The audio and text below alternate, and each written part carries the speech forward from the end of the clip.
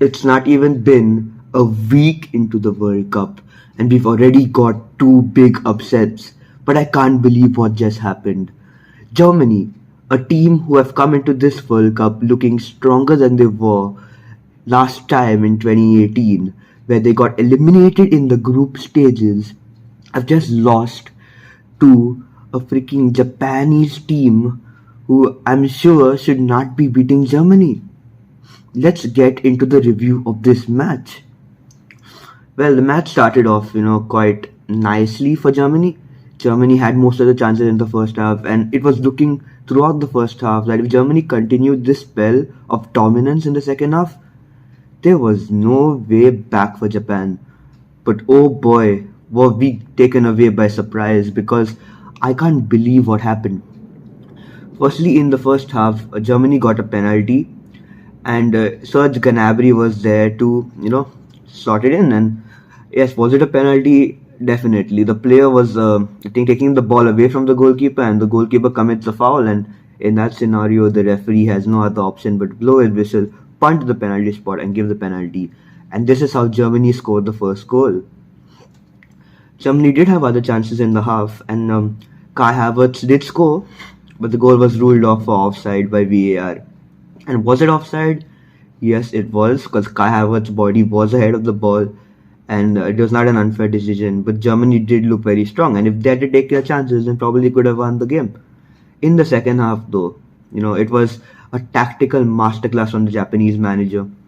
Japan finally do have a good manager, and not an what do you call a foreign manager, but actually a proper Japanese manager who knows the culture of the Japanese. And what a tactical change by him. Japan were playing a back four in the first half, and then the manager decided to switch it to a back three, and what a change.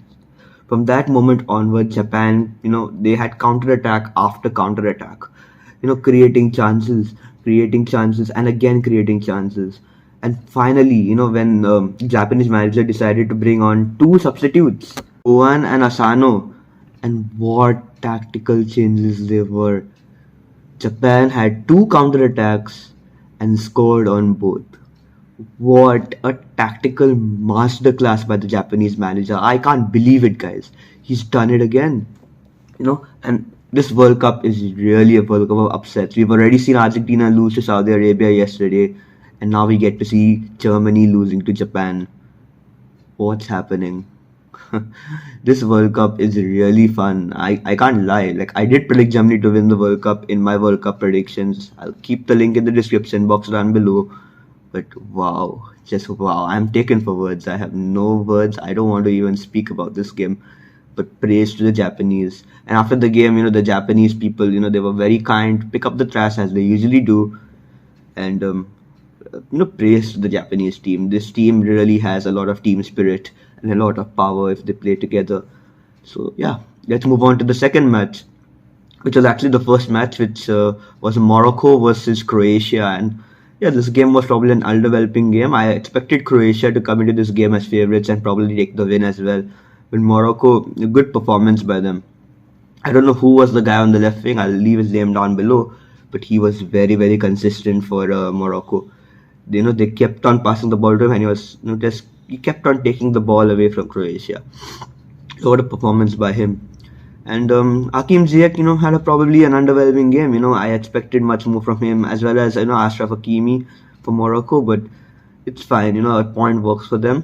Croatia really had a bad game. Really had a bad game. I thought Luka Modric tried to do things, but it just didn't work out. It was one of those days where when you try things, it just doesn't work out at all, and you have no other option than to just put your hands up in the air and say it's just a bad performance. We'll be back for the next game, because if Croatia play this same kind of football, I don't see them making it out of the group. Because Belgium, we got to see Belgium versus Canada later on, and I'll get into the review of that match too. But Belgium was exquisite, and yeah, let's see what happens further on.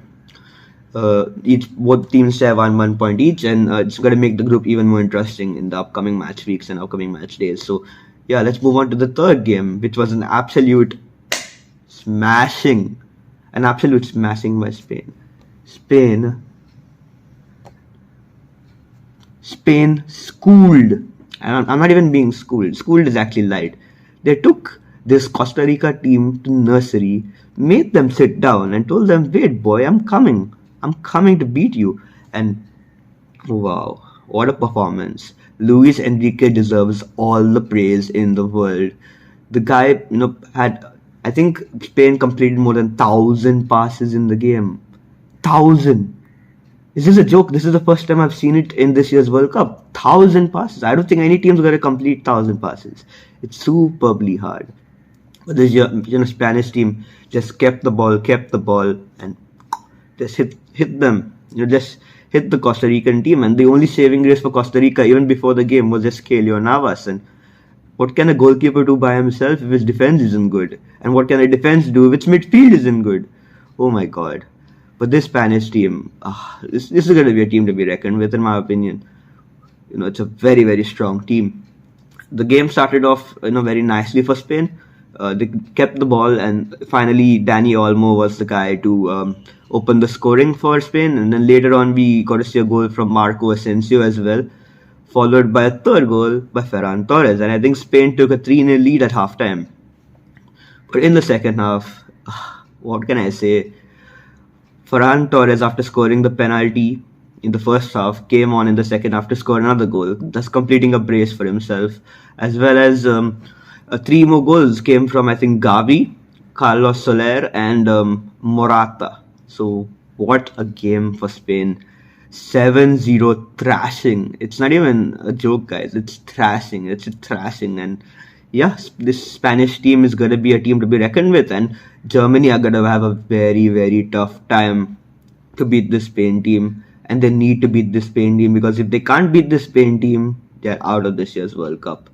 And this group already looks very interesting, because now we have Spain on top of the group, Japan in second, Germany in third, and Costa Rica in fourth. So let's see what's in store in this group. And lastly, the last game was Canada versus Belgium. And I expected Belgium to come into this game as favorites. They did win this game, but it was not an easy game for Belgium. They did have chances, but it had to come from Michy Batshuayi somehow to score. And the guy always does it for Belgium whenever Lukaku's not there. And what a game for Belgium. Canada had a very good game, in my opinion. To lose 1-0 to this strong Belgium team is a big result, but I felt they should have really scored. Especially with Belgium's defense aging by year, they should have really, really scored, and at least drew the game, in my opinion. Because 1-0 for Belgium, I think Belgium will be very happy that they got that victory, and they'll be licking their tongue and licking their fingers, because what a result it is for them, because they absolutely didn't have a good game. For me, Belgium didn't have a good game. Canada should have at least drawn this game. And yeah, Alphonso Davies, will he perform? Let's see. There's still a lot of time in this tournament. Canada still have a chance to qualify if they upset probably one of the big teams in the group. So let's see what happens. And at the end of this match, match day, we get to see in first position is none other than Belgium. In the second position, I think Croatia as well as Morocco shared the points. So both of them come second and third. And last is Canada.